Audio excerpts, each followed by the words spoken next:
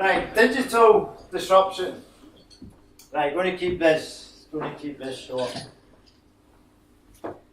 Like some other people in this room, like for example, Craig here is on next. I've been involved in all things internet in Scotland since more or less day one, way back in 95, 96. And over the last 2 decades, the internet has brought forward a huge amount of change, and nobody can dispute that whatsoever. If you listen to music, the way you consume your music is different, the way you book a holiday is different, etc., etc. I don't need to tell you that. I think the message I want to try and get across in as short a period as possible is that the changes that have taken place, aren't you going to stick those slides on?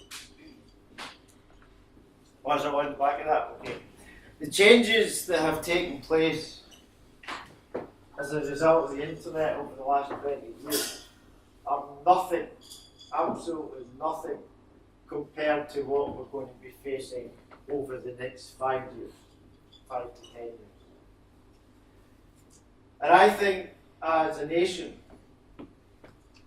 we are, maybe not the people in this room, but the people in what I call the establishment, are leading us sleepwalking into a digital tsunami.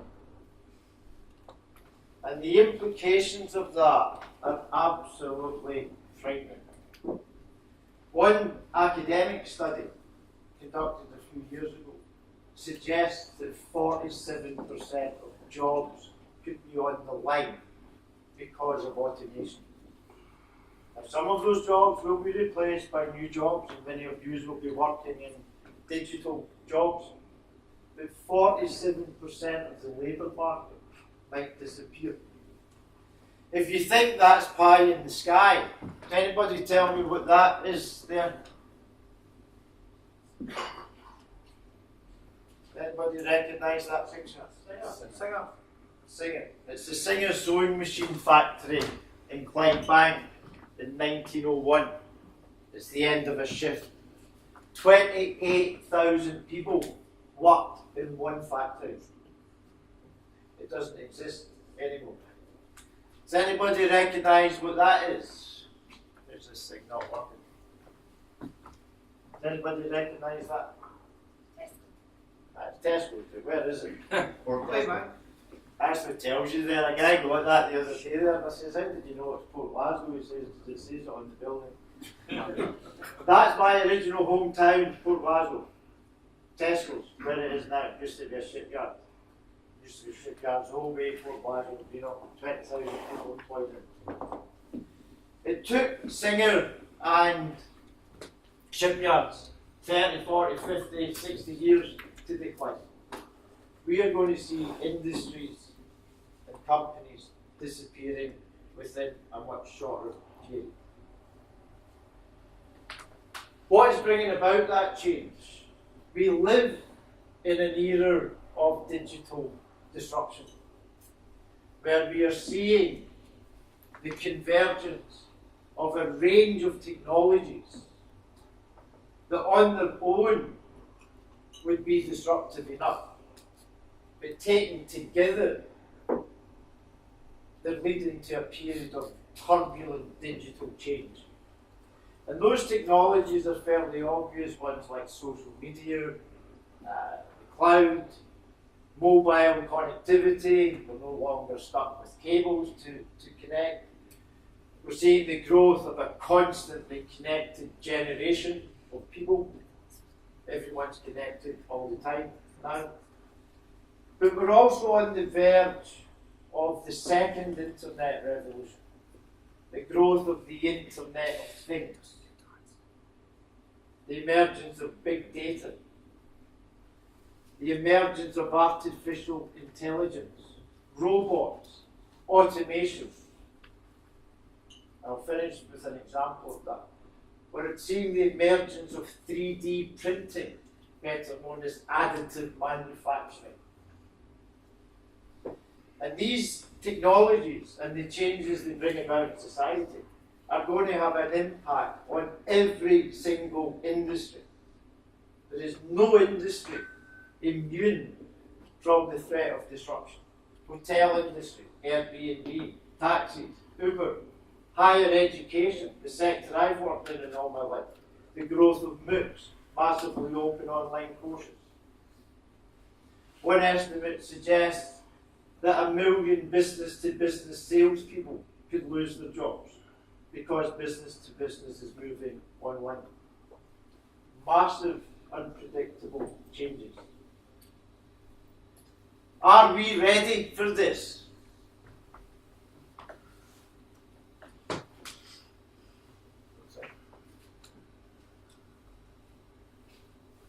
Are we ready for this in Scotland? And the answer is no, because it takes 3 clicks on this to move it. Yeah?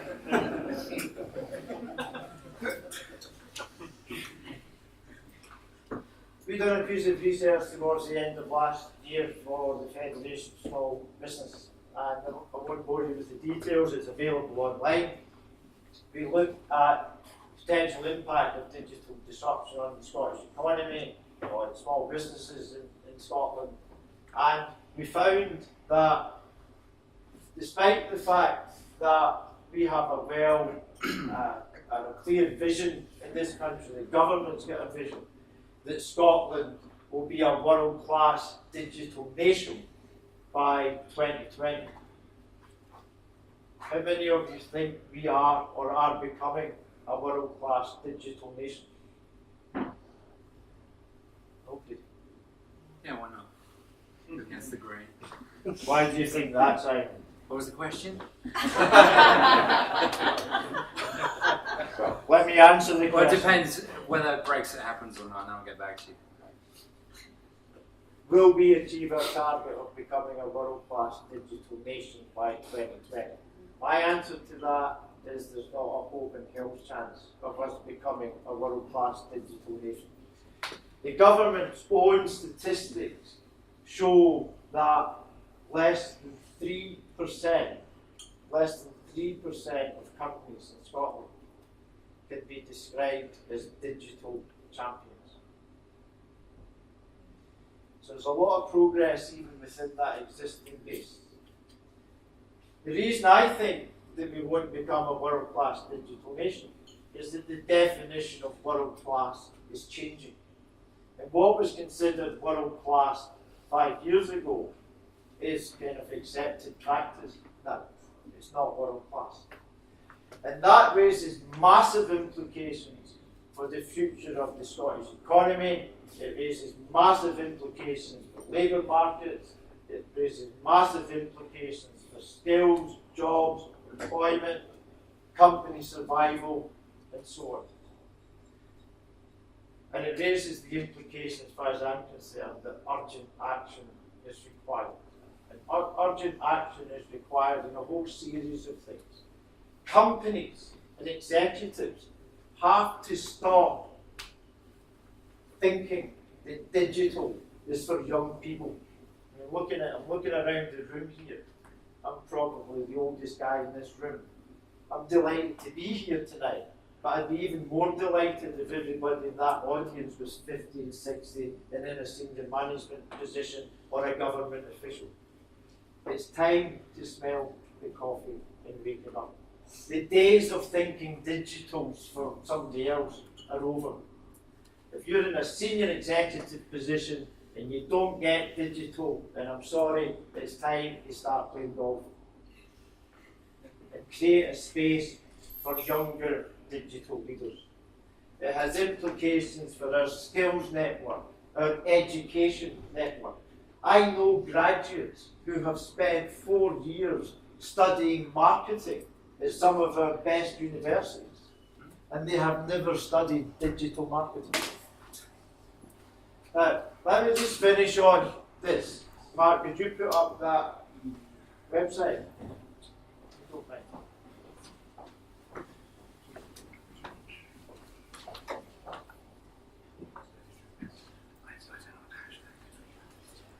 Let me just finish on this. This is something that I just came across this morning. I was teaching an MBA class at Edinburgh and it fitted in really well with the essence of that class. Right? Can we see the headline, please?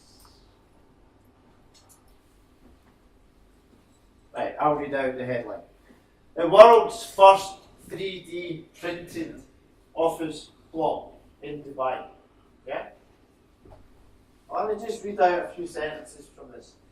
The world's first 3D printing office was opened in Dubai on Monday by the Vice President and Prime Minister of the United Arab Emirates and Dubai ruler. His His Highness Sheikh Mohammed bin Rashid Al Maktoum. A digital leader in my view. Because in Dubai, they get it. They get it big time. Dubai has, if I can find it, a clear strategy and vision where something like 25% of its buildings will be produced by a 3D printer within the next 5 years. Now let me just read this out. A 3D printer measuring 20 feet high, 120 feet long and 40 feet wide was used to print the building. And if you scroll down, Mark, you'll see some pictures of that building there. The building occupies 250 square meters. It took 17 days to print and 2 days to install. In terms of labour, the labour involved in the printing process was 1 staff to monitor the function of the printer, a group of 7 people to install the building components, and 10 electricians to wire up the electrics. What is that type of technology going to do to what's left of our manufacturing industry and what's left of our construction industry? Let me just leave it at that. Right, thank you.